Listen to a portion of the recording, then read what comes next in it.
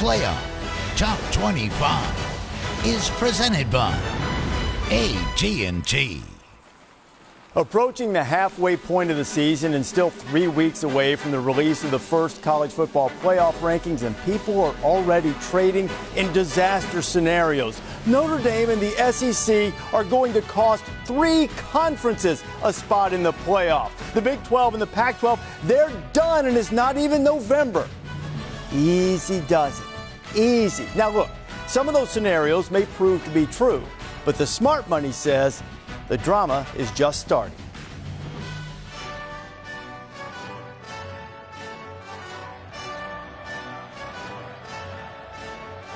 Championship going dumb. Nothing to something I won.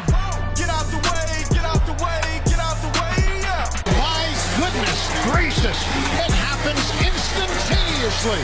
They look unstoppable.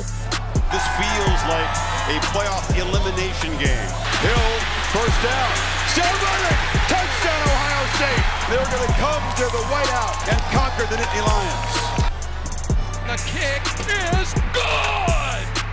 It's good. Dicker, the kicker, comes through. We just saw it happen last weekend. That is the committee room in Grapevine, Texas. You know what the first order of business for the new chair, Rob Mullins, is? Have that sign removed that says 2017. We're in 2018 now, headed towards Santa Clara. The first rankings release show will be the night before Halloween, but we're here to get you started a little bit early. Since we don't have the college football playoff rankings yet, this is what the Associated Press Top 10 says. Alabama, Georgia, Ohio State, Clemson, Notre Dame at the top, followed by West Virginia, and going all the way down to UCF. What do you think about that? As the Knights are still undefeated, nation's longest winning streak, and they are 5-0 this year and hoping to work their way into the conversation.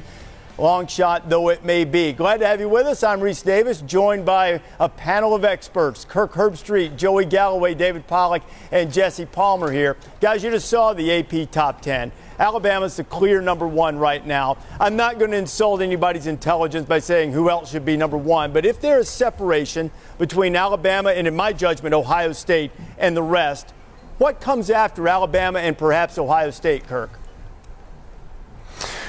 Well, you know, I think you may have people who differ. Maybe people don't feel Ohio State would be a 2. I happen to agree with you because of the win on a neutral site against TCU and then going into the whiteout, which is one of the toughest environments at night, and finding a way to knock off Penn State. I think after 5 or 6 weeks, I think for me, you could put them at 2.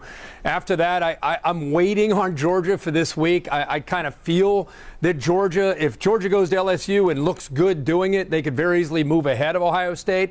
So I think on paper, Georgia would be that next team. You could bring up Clemson and then Notre Dame. But, Joey, I would give Georgia the nod right now, sitting there at 3. And a lot of that is on potential because they haven't really had that marquee game yet to be able to solidify themselves up into the top 2 or 3.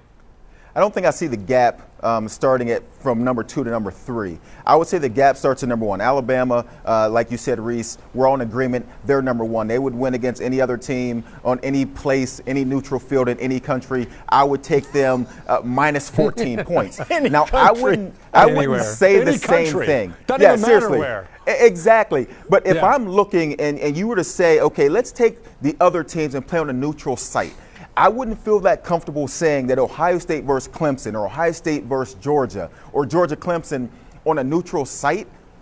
I think I would have to really think about who would win that game. So I don't see the gap being at 1 and 2 and then the rest of them. I actually still have Clemson at number 2. I like what they've done. In a game, in a tight game, I know it's Syracuse, but in a tight game, they dropped down to their number 3 quarterback midway through. This guy's pulling off a green vest and have to run onto the field. You can imagine how many reps he didn't get because they had Trevor Lawrence. They had Kelly Bryant that week before he decided to leave. And so, Jesse, when I look at it, I don't see that gap. I still like what Clemson's done. I think they're talented defensively. I still have Clemson at number 2, then Ohio State, and then Georgia. I like Alabama, the United States, Canada, or Pakistan. They are dominant right now. I think it's the best team that Nick Saban has had. I really do. I think it's really all because of quarterback Tua Tagovailoa. Guys, is there a more efficient quarterback that's ever played in college football history. This guy's been ridiculous. I got Ohio State at 2 guys, and I think Dwayne Haskins has been phenomenal, obviously having the best year statistically a quarterback at Ohio State has ever had. I got questions still about Ohio State's defense, though. I think they're giving up a lot of explosive plays, but I agree with what Kirk said earlier. I think that win at Penn State, to me, this year has been the most impressive win. Clemson at 3, and I give them a lot of credit for winning at A&M earlier this year, but also the win against Syracuse when Trevor Lawrence got injured. I think that showed a lot. Obviously, their defense is dominant. And finally, guys, I've got Notre Dame at 4, kind of on the inside now. I think I've seen enough from quarterback Ian Book over the last 3 weeks. To me, of any of these teams sort of in the top 6, I think Notre Dame's the best combination of, quote, eye test and resume, having beaten Michigan, Stanford with Bryce Love, and then very impressive win this past week on the road at Virginia Tech. That's been impressive to me. So I've kind of got Georgia on the outside looking in for what we've all just said. Really haven't been tested yet. South Carolina, probably the toughest game they've played so far. And then, David, I've got Penn State at number 6. I give them a lot of credit for how they played that Ohio State game, being up by 12 points in the fourth quarter against a very good team. I think you could make the argument Trace McSorley should be in the Heisman discussion. Here's the awesome thing. I think the awesome thing is all of us are up here and we're all talking about this and we all have different opinions. And it's not going to be unlike the room. I mean, because somebody's going to place certain importance on certain things. And when I look at it, the eye test, like a lot of you guys, is going to be number 1, and Alabama passes that with flying colors. To me, the rest is all the same. I mean, Ohio State, I like what they've done. From a resume standpoint, they look the same to me as Clemson. I think that's a great game if they play Clemson. I think it's a great game if they play Georgia, Ohio State, all those teams. So to me, I go the next. I start going with resume. And when I look at resume, Ohio State's got the next best resume. Notre Dame's got the next best resume for me. And then Clemson going to A&M to me is next. And then I had Georgia 5 and Penn State 6. I'm not putting on Penn State just like you guys because we saw that Penn State-Ohio State game they very easily could have won. But, I mean, I honestly think that 2 through 6 range is, you know, what have you done right now from a standpoint of resume? Because I think there's a lot of the same to me. I think, David, there's a tier there, and I know Penn State's not ranked there, but on my AP ballot, Penn State's number 6. And I think after number 6, there is a drop, and I would agree that there's separation maybe at the top. I don't think there's a lot of separation potentially, especially once we get to the postseason where I expect Ohio State to be and Alabama. But I want to go back to Notre Dame. David, I want to hit this at you. I think a lot of people have gotten in their mind what happened to Notre Dame in the old BCS championship game against Alabama in 2012 and saying they don't really belong. This looks like a different type of Irish team to me. They do look like one of the elite teams in the country. How much different do you think they are than some recent incarnations of Notre Dame that we've seen? They're way different. And I think when you see they got players on the defense at every level, and they're physical and they're fast. They got backers like they can play in space and also play in a phone booth. It's not the same that we've seen. And again, we're talking about Notre Dame, and I think a lot of us believed in Notre Dame's defense from what we saw a year ago. But the only reason now we're really buying in, and the only reason I'm really buying in, is Ian Book gives them a point guard, distributing the ball to 10, 11 wide receivers, taking what the defense gives them. So I think Notre Dame is as good as anybody in a situation of being it right now and being able to run the table and be an undefeated team at the end of the year. They have that chance because they are built for it. They got guys at every level of the offense, the defense that can make plays, and so I think they're not going anywhere. I agree. I think Notre Dame, we always talk about Notre Dame when it's September, October. Last year they got all the way to November as a top 5 team and went down to Miami and got ambushed. And now we're a little bit lukewarm. We're hesitant to want to elevate Notre Dame up there. But I think all of us are seeing Ian Book. And I would tell you that I think Dexter Williams is just as significant to me as what Ian Book has created. Dexter Williams gives them explosiveness in that backfield to complement the quick decisions of Ian Book. You got Miles Boykin on the outside. You got big tight ends on the outside. They're an interesting matchup for anybody when you have a quarterback that's making such quick decisions and such good decisions. And I think the defense is improved as much as the offense because in the past, Notre Dame didn't have the athletes up front. And guys, you guys all know better than me that if you're going to have a great defense, it starts with the defensive line. And Notre Dame has an abundance of talent, not just on the edge, but with Jerry Tillery and the group in the middle, the linebacker play. They got really good corners. This is a different feeling Notre Dame team. Now, it's not just to say, hey, they're going to run the table and they're a lock, but this has got a different kind of talent and a different kind of mojo and confidence, not just, again, because of Ian Book. He's helped infuse it, but I think Dexter Williams has been, in my opinion, just as significant. Yeah, I agree, Herb. And I think one thing different, too, is just the balance they have on offense and the different ways that they can score. You mentioned Dexter Williams, but I think you just go across the board with Jafar Armstrong or Alizé Mack at tight end and Boykin outside and Claypool. I mean, these dudes are 6'4", and they're dunking on people outside. Finke's been so good in the slot as well. And we kind of all questioned, well, you lose 2 linemen up front that were taken in the top 10 picks of the NFL draft. How does that affect the running game? How does that affect your pass protection? And this offense continues to be explosive. They've just been a joy to watch, and I think Ian Book's the guy at quarterback that really has helped kind of meld it and bring it all together, and that's why we keep talking about this team really being complete offensively, defensively, and on special teams. There's an interesting scenario down the road, and this is always kind of the time of year where we like to kind of start playing the game of the what if. Don't do Alabama's it. undefeated, Don't do it Ohio yet. State's undefeated, SEC. I'm just saying, without playing a conference championship game, could that potentially hurt Notre Dame down the road? We've got tons of time, Reese, in this show. We'll get to it. No, I'm just saying we've got 13 people in the room. And if those 13 people can't take the 12 games that Notre Dame plays and evaluate it against somebody just because they have a conference championship game, then we need 13 new people, Joey. You know? I mean, come on. Give me something quick, Joey, real quick. I have no idea what you said. Well, why don't you listen then? like no clue.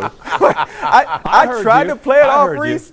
But I couldn't hear anything Jesse said, and I couldn't hear anything you just said until the very end when you said, Joey, give me something quick. Okay, all right, here's quick on what? Let me say this. Let me see if you can hear this. Fake it till you make it. You know that one, I think. I tried my best. I tried, but I had no idea where you guys went when I couldn't hear. That'll happen. We're early, still 3 weeks until the first rankings. A lot more hypothetical situations since Jesse just can't wait to get there. Herb Street right on top of Galloway. Give him a little knock on the noggin there. Here's the thing, you're going to take Bama or the field. I think we might have an idea how these guys are leaning. And I think there are some teams that have lost games and everybody's forgetting about them, and let's not count them out just yet. We'll tell you why when you come back.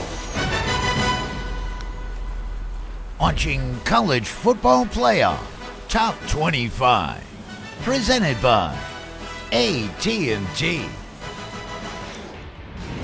Let's take a look at this week's Capital One rewarding performance. And does it get more rewarding than Sam Ehlinger accounted for 5 touchdowns? They couldn't stop quarterback sweep. He made some beautiful passes.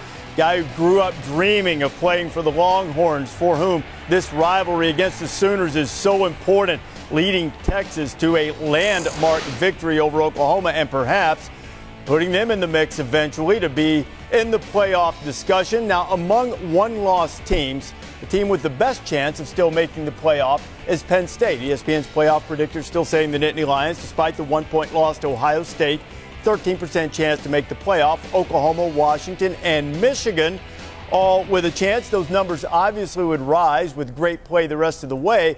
And there are several interesting teams on here, most notably because they're coming off that loss to Texas. I think is Oklahoma. Now, Sam Ehlinger got Oklahoma's defensive coordinator fired, Mike Stoops, and maybe a different voice changes the way the Sooners play defense, Joey. And if that's true, then maybe we're evaluating an Oklahoma defense in a different way than we are right now. So I wouldn't be so quick to write off any of these one-loss teams right now. I agree with you, Reese. And I think sort of like the Notre Dame team, they bring in Ian Book, and all of a sudden they made us look again at their offense and be that much more impressed. So now you take Oklahoma, who's beaten by Texas. They fire their defense coordinator. They have a bye week. Now they have a chance to come back after the bye week and impress us and say, look, we fixed our problem. We're a better team. We've seen them look dynamic. We've seen what this offense can do. They have a chance at West Virginia later, and they'll have a chance to avenge their loss if both teams get to the Big 12 championship game. Oklahoma shouldn't panic at this point because, as you guys always say, there's going to be losses in these teams ahead of them. So if I'm Oklahoma, handle my business, play better defense, impress people, and then at the end, David Pollock will say, you guys deserve to be in. And that's the biggest thing for me, Joey, is that they get a chance to redeem their loss. Now, listen, when you start looking at one-loss teams, obviously you're going to start pointing to who they lost to. How does Texas do the rest of the way? Do they come into that showdown with both one losses, another great game down the stretch? Obviously, that's one of those things we'll look at. But the defense, they have to turn it around. They have to get better. But when you have a chance to make a statement and undo a loss at the end of the season, I think it gives you a lot. It will give you a lot of power in that room to say, okay, we've changed, we've turned things around, and they could be one of those one-loss teams. Because Washington loses, obviously, to Auburn. That's a worse loss. You're going to start comparing loss to loss, and they'll have a good chance. And obviously, guys, the team that we didn't have on that list, and we were just sort of talking about them, that I think still has a chance to make it into the playoff is Texas, with that huge win against Oklahoma. And, of course, everyone remembers a disappointing loss in Week 1. But to me, they are a so much improved team from that Week 1 game at Maryland. And you watch the way Sam Ehlinger's played, it's just been remarkable. And his ability in his second year as a true sophomore in this offense, feeling more comfortable, seeing defense, taking advantage of Colin Johnson and little Jordan Humphrey on the outside. I love Texas's defense and what defensive coordinator Todd Orlando has done. He does a great job mixing up the pressures and disguising it, and he can give people headaches. You know, I think back to Ohio State in 2014. Remember that week, that early season loss at home against Virginia Tech? They lost by 2 touchdowns, and all of a sudden they got better. They were noticeably improving as the season went on. I think that was something the committee really took account of. And I think you look down the road at Texas's schedule, if they win out, and let's just say they get an opportunity to play a one-loss Oklahoma with a Heisman candidate and Kyler Murray again and win that game, I think Texas is a tough team to leave out of the college football playoff. I agree. Yeah, guys, I think what's interesting about these teams is I'm big on looking at the quarterback play and who can put points up on the board. You start with Penn State, Trace McSorley. We know what they can do offensively and how they can look impressive doing what they need to do, not just winning games, but putting up style points, which is big when you get into latter part of October and into November. Texas, with the way Sam Ehlinger's playing and the confidence that they're creating is obvious. Kyler Murray at Oklahoma. You guys are talking about a bounce-back opportunity. Jake Browning, we keep, Washington a lot of times seems to be a forgotten team out on the West Coast, but they're going to have big opportunities starting this week at Autzen against the Oregon Ducks. So I find it interesting that all these teams that are trying to get back up all have quarterbacks that give them a chance, if they can get hot, to really put themselves in the best position. But I think Penn State, if you're to look at their schedule and look who they still have to play, and the opportunities to impress the committee will be there.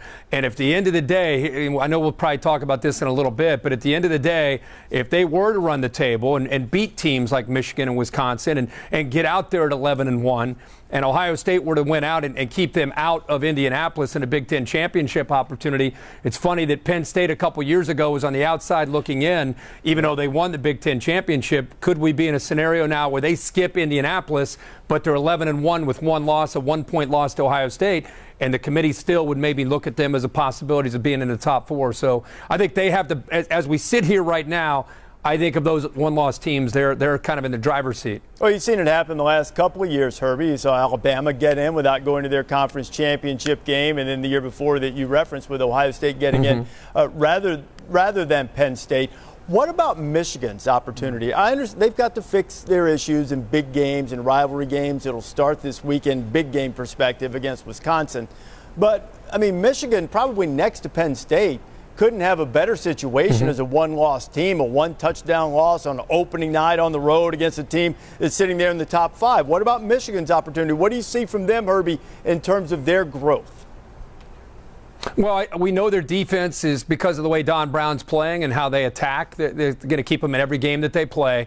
We're all just waiting to see, again, Shea Patterson, the offensive line, continue to gel and continue to find an identity. I feel like in the last couple weeks, they're making great strides in that direction. I feel like Shea Patterson is getting more and more comfortable with his role in this offense. I think everybody expected him, because of how he looked at Ole Miss, to just, no problem, step into Ann Arbor and here we go. But as you guys all know, it's such a different system from what he ran in high school to what he did in Oxford to what he's doing now in Ann Arbor. And I think we've seen him grow. And I really think Tariq Black, I don't know the latest. I know it's hard to get any kind of information out of Ann Arbor on injuries. Oh, really? But if Tariq Black somehow shows up one of these weeks and they get him during the stretch run to go with Nico Collins and Donovan Peoples-Jones, they all of a sudden, with the tight end play, I'm with you, Reese. They have a great list of teams in front of them starting this weekend with Wisconsin, you can't forget about Michigan at all.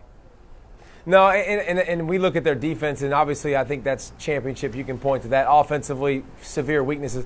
Let's be honest, too, guys. We do this every year, and we start talking about who's going to go undefeated, who's what, who's X.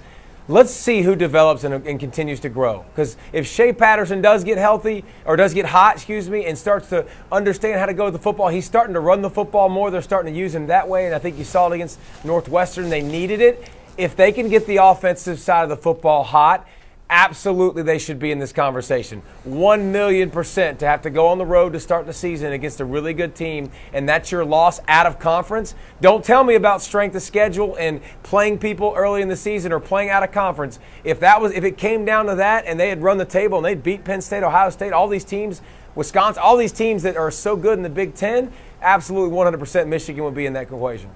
You know, this is a really relevant conversation, and history suggests that we'll be having it on Selection Sunday as well, because during the playoff era, we haven't had a whole bevy of undefeated teams make it into the postseason. Started in 2014 with the first college football playoff, and you see undefeated teams to make it in. None of them ended up winning the title, and those are the only teams that entered the playoff undefeated. So with that little bit of history in mind, Jesse, I know you love these hypothetical questions. Are we more likely to get 3 undefeated teams in the playoff, or, wait for it, and we've almost done it a couple of times, the first 2-loss team to get into the playoff this year? So I don't think we're going to have 3 undefeateds getting in. I think there's a lot of serious question marks still at a lot of big programs like Ohio State and Clemson and Georgia and even Notre Dame, where you can just kind of just assume right away that with Alabama and Ohio State, they're finishing undefeated. I think it's more likely, guys, that a 2-loss team would get in. And if I had to look at it right now through 6 weeks of the season, I think the team with the best chance is a lot like last year. I think it's the Auburn Tigers, based on this schedule and what they have left coming up in front of them. Still got to play Georgia, Texas A&M, Alabama, maybe Georgia again in the SEC championship. And then if Washington all of a sudden runs the table and wins the Pac-12, that makes Auburn look all that much better. I think there's a more likely scenario, Joey, that we get a 2-loss team in versus 3 undefeated. But I already know Joey's answer. Joey thinks 8 undefeated teams are finishing this year. We talk about it every weekend. Oh, you are absolutely right. Joey, I hear him on this. Have you watched Auburn play? That's what I was going to say. Yes. People said the same thing a year ago after they had 2 losses. They said the same thing a year ago. Nobody saw them beating Georgia. Nobody saw them beating Alabama. Man. There is not going to be 3 undefeated. Jesse, the big difference is last year with him, though, is one of the losses was a non-conference loss. This year they've already got 2 losses in their division. That means they need Alabama to lose a couple times. They need LSU to lose a couple more times. Yep. Reese, they got to get a first down before they worry about going to the playoffs. That's true, too. Guys, I'm sorry. Pessimism is just spewing out of my monitor right now. But they got all those opportunities against great defenses to fix that offense that can't get a first down. I couldn't contain myself. Joseph Scott Galloway, please, you have the floor now. Go ahead. Sorry. Go ahead. Every time around this year, Reese, you pose this question, and there are a few undefeated teams sitting out there, and every single year, and just like this year, I'm going to tell you that there's going to be 3 undefeated teams, run the table, and get in. Now, I've been wrong in the past, Reese, but this is different. This is a different year. Why? Notre Dame will be favored in every game. Clemson plays nobody. Alabama looks like the best team on the planet, including any other planet. And so we sit here, Ohio State's undefeated. I'm telling you, Reese, this is the year that my streak is broken of being wrong on this question. There will be 3 undefeated teams get in. And when they do, Jesse, I'm telling you, you and your Auburn team step out the way. I'm going to celebrate when it happens, because eventually it's going to happen, and I feel good about this year. For the record, I just want to clarify. I did not say Auburn is getting in with 2 losses. I'm just saying it's more likely than 3 Here's teams what you going don't understand. Jesse, here's what you don't understand with Joey. I mean, obviously you work with him. Now every Saturday night when you're doing score updates, every time Auburn's winning loses, the national championship. he's going to remind you that that's your Auburn team. Remember me? Yeah, Jesse's Auburn team. Yep, they lost another one. Another one. Yep, here we go. I'll wear my spinning jersey you. to the studio set this weekend, right? But Joey, to what you said though, we also say this every year because you look at it and you go, there's clear separation, and then you watch Ohio State get destroyed by Iowa, and you watch Clemson go down to Syracuse, and you start to see injuries come into the play the second half of the season that you didn't have as much early in the year, and that's why it doesn't happen. That's why the undefeated teams get dwindled down like crazy. It's not going to happen this year with 3 or 4. We've seen it year after year after year. These good teams that look unbeatable, that look so good, they find a way to lose to rivals, and they find a way to lose to inferior teams. So which is it? 3 undefeated or 2 lost? More likely. You say 2 lost, more likely? 2 lost. I would say 2 lost. Herbie, what do you say? I'm going with 3 undefeated. I typically would say the 2 lost, but I just think that and what David is saying is 100% right. I mean, we could sit here in middle of October and speculate, but you start to have these rankings come out, and you start to have, well, that's a foregone conclusion. They're going to win that one. What about next week? And inevitably they lose that game because they show up flat, and they're dealing with pressure, and the other team is sitting there at 3-7, and they have nothing to lose. So upsets obviously are going to happen down the stretch, but I think there's a better chance under your scenario of 3 unbeatens being there instead of a 2-loss team getting in. All right, there's solidarity there on the left side of the screen. Herbie, reach down, give Joey a little fist bump there. You guys are on the same side. Down. No, wrong way. Wrong way. Yeah. Still mastering the Brady Bunch box, and of course, a lot of people watching probably have never heard of the Brady Bunch. Anyway, still to come, college football playoff top 25. So, conferences that could be on the outside looking in, the disaster scenarios. Could there be 3 conferences without a playoff representative? This is College Football Playoff Top 25, presented by AT&T. When you have something called the Power 5 and your playoff only has 4 teams, by definition, someone's going to be left without a chair when the music stops. So, the chance to send teams to the playoff, SEC a 96% chance to get at least 1 team in, multiple teams 34. Big Ten's got a decent chance to get 2 and a very good chance to get at least 1. So the 2 conferences that are there at the bottom, the Big 12 and the Pac-12, have the toughest chance right now. Joey, in your judgment, who is in worse shape at the moment, the Big 12 or the Pac-12? The Pac-12 is in worse shape by far, actually. Who do you like out west? We talk about Washington.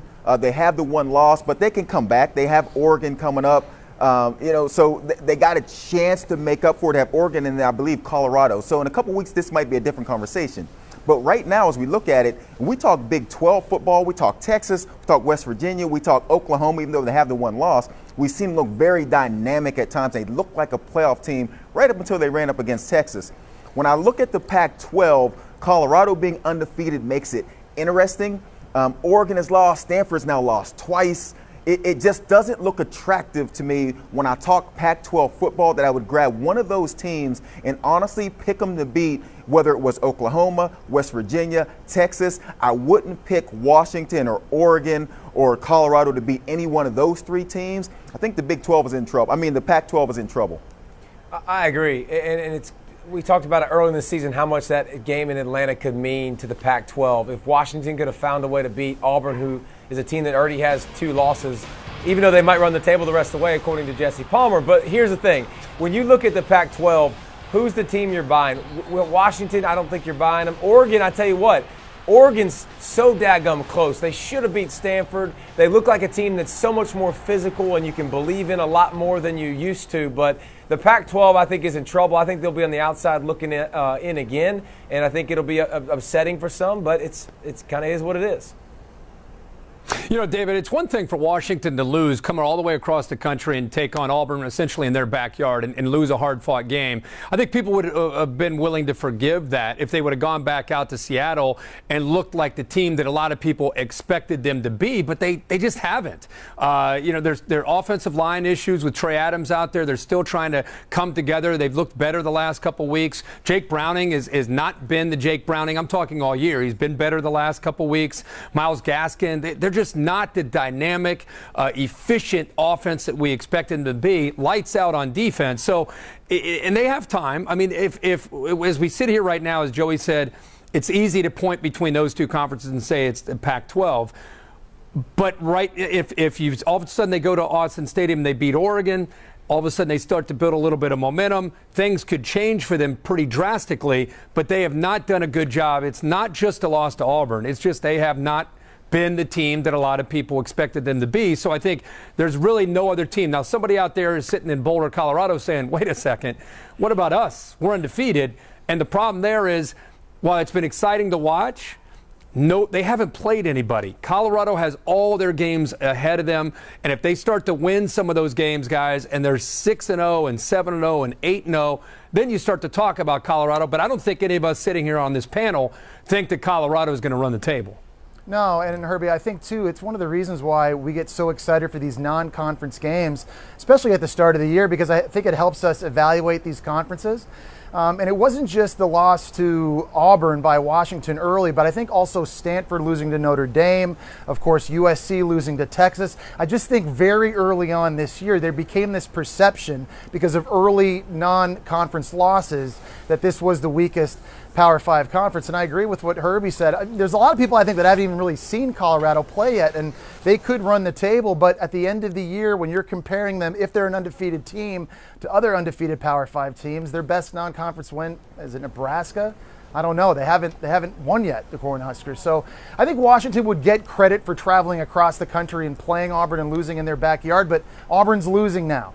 And, of course, Stanford losing to Notre Dame, that hurt Washington because they need their opponents to be as highly ranked as possible. That's why I think if you're Washington right now, you want Colorado to keep winning and win often, potentially beat them twice to give yourself the best opportunity in the committee's eyes at the end of the year. You know, it's a real shame that Oregon lost to Stanford because, candidly, I don't understand why, but Stanford's just not very good right now. And Oregon blew that game. They might be in the discussion if not for that. At least they will be, but certainly they have to beat Washington this weekend if they're going to be. Now, here's the nightmare scenario that a lot of fans are scared to death about. Notre Dame gets in, and either the SEC or the Big Ten gets two teams in, which would be three, and then the champion, presumably, of whichever conference didn't get two in gets the other spot. In that scenario, that would leave out the ACC, the Pac-12, and the Big 12. David, what are the chances? I mean, the playoff predictor says there's a fairly decent chance of the SEC or the Big Ten, for that matter, getting a couple in the playoff. Oh, well, then it's done. The playoff predictor said it. Reese. Stop it. Come on, stop. Hey, you know what? If you go back and look at how the playoff predictor has done relative to the past, it's pretty efficient. I'm just saying, what are the chances? It repredicts it every week, so it's a new set of prediction every single week. Just answer the question. I think there's a good chance, Reese. I really do. I think if I'm looking at the best teams in the country right now, I'm okay with having two SEC teams on that list. I'm okay with having two Big Ten teams on that list right now, and that doesn't bother me at all in the slightest. And if they happen to get two into the college football playoff and Notre Dame gets in, an undefeated Notre Dame gets in, I have no problem with that. And I think that there is a chance that could happen this year. I tell you what, when you look at Notre Dame the rest of the way, I do think it's tough to find a loss on that schedule. And they don't have to play a conference championship game like some of these teams do. So I think it could happen.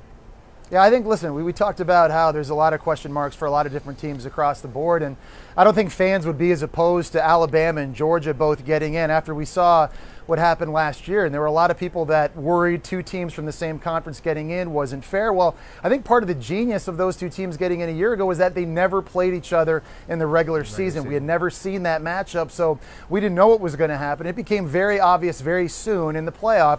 Those were the two best teams, and certainly you could have that scenario again this year. And we've talked about it earlier as we continue to watch Penn State. It doesn't look right now like Ohio State's going to lose again. It is college football. Chaos could happen. David said it earlier. No one saw a 60-point beatdown at Iowa last year. But Penn State has an opportunity, obviously, to run their schedule. And with Trace McSorley, with that offense, they could do it. If there's chaos across the country in the landscape and there's 1- and 2-loss conference champions, then I think a lot of players or fans, that have seen these teams play, they shouldn't be worried about Ohio State and Penn State getting in or Georgia and Alabama getting in. They would deserve it.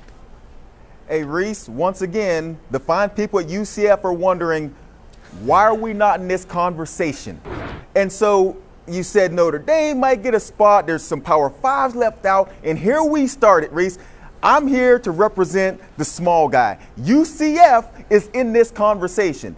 And if they continue, because the AAC has Cincinnati undefeated, USF undefeated. Hey, Pollock, I see you over there smiling. Here's all I'm saying.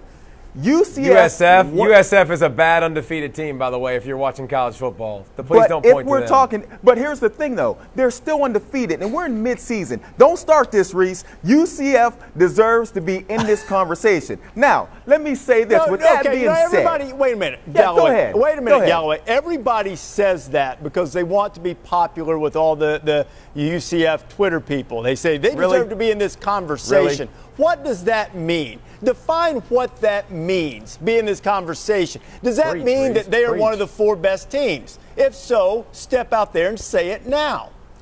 Here's what I'm saying to you, Reese Davis. First off, you know I don't tweet, so being popular on Twitter doesn't matter. One of the best. Here, Reese, you know you can't box me in. Here's my answer to that question. When the committee comes out and lets us know where they have UCF, like they did last season. If UCF is sitting at 14 and 13 and 12 lose, then they got to move up.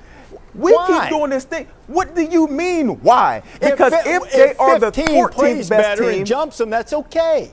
What if is it okay?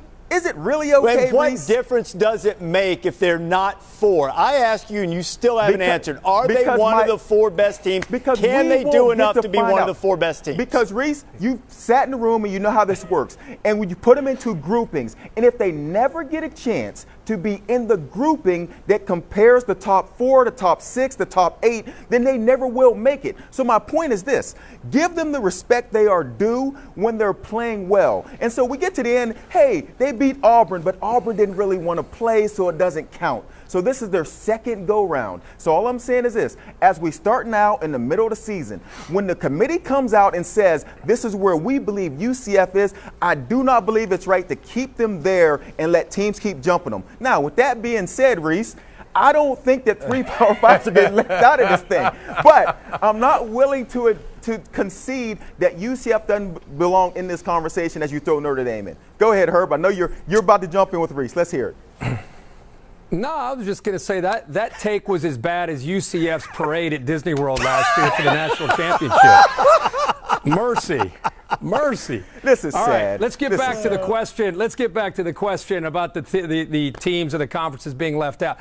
I think we're going to sleep on Clemson personally. I think people have, because Clemson had the Kelly Bryant situation. It happened to coincide with an injury to Trevor Lawrence. They get close against Syracuse. I feel like people just were like, all right, Clemson's not who we thought they were. They're done.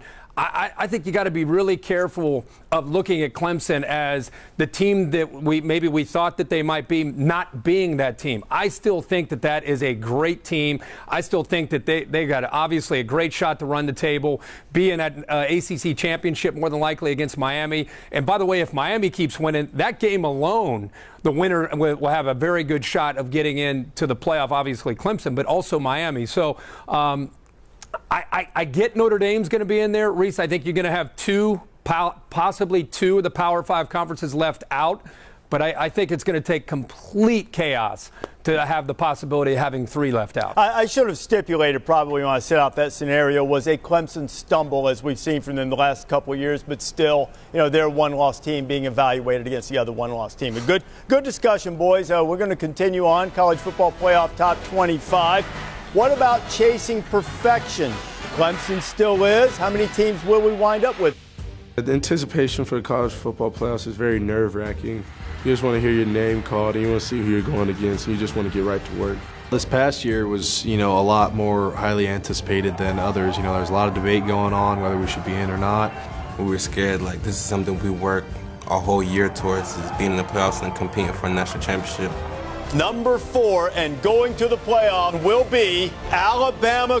We want it to happen so badly for the players on the team who have made so many sacrifices and worked so hard to get there. It's like a roller coaster to sit there and try to hear your name called because you never know. So who has the best chance to go undefeated according to FPI? Clemson, the best shot, followed by Notre Dame, then Ohio State. You might be wondering why Alabama, as dominant as they've looked, all the way down at 35%, That factors in, at the moment, a potential meeting against Georgia on a neutral site. Time for our blimp-worthy debate, brought to you by Goodyear. And on that subject, you saw the chances of the teams going undefeated. Kirk, how many do you think we'll eventually wind up with going into the Sunday in which we select the playoff teams? 4 teams, all 4 of those: Notre Dame, Clemson, Ohio State, Alabama. Wow. I hear you. He's not for I just upsets. called my shot. Put down 4 as being against upsets and upheaval. All right. Joey's already said 3. Joey, I hate.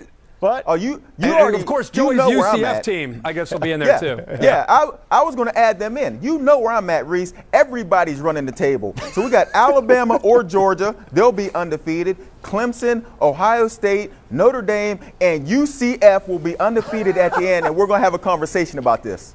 What do you think about that? I've got Alabama going in. They're dominant. I've got Notre Dame running the table, too. You know, Clemson, my biggest concern, guys, is just a true freshman quarterback in Trevor Lawrence. And even though their defense is good enough to beat anybody, you know, he's 1 game away from a bunch of turnovers in the game, and then they're liable to lose to just anyone. I think West Virginia and Ohio State, I still have some questions about their defense. Georgia, I just don't think they've been tested yet, so we're going to learn a lot about them in the next 4 weeks. I've got 2 Power 5s going in. I got 2 going in the Power 5, and I've got UCF also going undefeated, by the way. Well, Kirk, you want to throw North Dakota State in there? I got North Dakota State in there to put them down next to UCF. I got them going undefeated, too. Kirk said he was going to put them in there. They should be in the discussion. Herbie, get Mount Union in there, too. Mount Union, you got to get them all in. Get them all in. Get them all in. Let's be fair. We got to be fair here. Be fair. It's all about fairness. I think at most you have 2. I think by the end, I think you'll have 1 undefeated team. That'll be Alabama in there. All right, if you're going to pick to win it all, you're going to take Bama or the field, Pollock? I'll take the field. If you're going to give me the field, I'll take the field. I'll take more teams. I think 1 ankle turn away, 1 injury away here or there that could happen down the stretch. You saw injuries bite them last year. So if you're going to give me the field, I'll take the field. I think this Alabama team beats any of Nick Saban's national championship teams. If they stay healthy, Tua Tagovailoa is the difference. I'll take Bama. I think it's one of the best, if not maybe the greatest college football team that ever has been. I'm gonna take Bama also. They're the only team still rolling in and have 2 quarterbacks that have gotten into a national championship game. So let's just say Tua goes down. They got another guy behind him and Jalen Hurts that has been in the big game before. You can't find a weakness. The only weakness Alabama has is the past 2 weeks they haven't covered the spread. That's it. Everyone else, you can find a weakness if you look hard enough. Herb, what do you got? I said before the season started that 2018 and 2019 would be Nick Saban's 2 best teams he's ever had. He's off to a pretty good start with what we've seen because of Tua. Not just Tua, best group of receivers, best group of backs, and a great offensive line with great tight ends. I would definitely, as we sit here right now, take Alabama over the field. Thanks for watching, everybody. The season's over. Y'all just go ahead and cash in the chips. Well, as you look at the question. Look at some of these potential lines for Alabama against some of the potential contenders. And I think to the points that you guys have made, this is sort of like bizarro Bama because they have had injuries on defense. They are a little bit thinner. They don't have a Deron Payne in the middle. But they offset that because now the offense is so prolific. You see, Alabama would be at least a touchdown favorite over all of these teams and a 2-touchdown favorite over some of the more noteworthy teams. But I do remember several years ago that we did a big special about the 2005 USC team taking on, Caesar's Army and Darth Vader and everybody else, and they ended up losing, right? So you never know. We filmed that until 4 o'clock in the morning, and at the LA Coliseum, Mark May, myself, and Mr. Fowler. It was USC 05 against 68 Ohio State. What would they do against 72? It was just on and on and on, and then they lost. So you're right. Anything can happen. That's what makes it fun. Rat poison. Yep.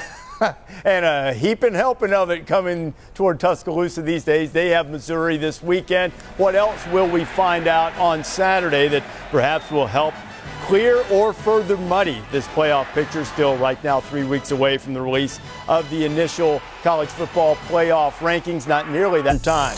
Some of the notable games this weekend include that one, Georgia, LSU, Washington, Oregon's on ABC and ESPN2. Herbie, what do you expect to learn this weekend? I can't wait to see what the Washington Huskies do in a hostile environment. We keep talking about the Pac-12 is down. Here's an opportunity, David, for Washington to go into a tough environment and get a huge win. And if they do, that'll throw them right back into the mix. And I think Georgia's another team going into a hostile environment. Obviously, one of the toughest places to play in college football. Did they reload? Are they ready for this again? Are they ready for a playoff push again? Or are they going to take a step backwards and take a loss to LSU?